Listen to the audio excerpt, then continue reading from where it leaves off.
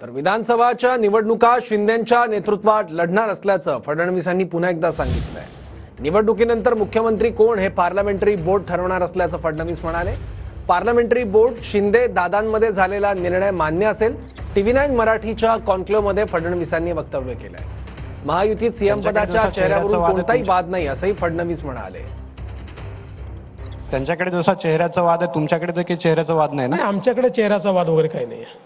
शिंदे तुमचा चेहरा, जे राज्याचे प्रमुख असतात, जे मुख्यमंत्री असतात, ते मुख्यमंत्री असताना दुसरा चेहऱ्याचा विषयच नसतो। ते मुख्यमंत्री असताना त्यांच्या नेतृत्वात निवडणूक लढली जाते।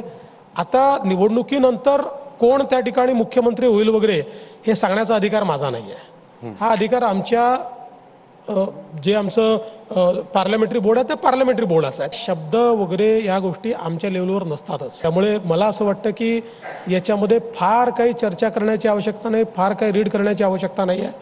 आमचं पार्लमेंटरी बोर्ड शिंदे साहेब, कारण ते त्यांच्या पक्षाचे राष्ट्रीय अध्यक्ष आहेत, अजितदादा हे त्यांच्या पक्षाचे राष्ट्रीय अध्यक्ष आहेत, असं मिळून निर्णय करतील आणि जो निर्णय होईल आम्हाला सगळ्यांना मान्य असेल।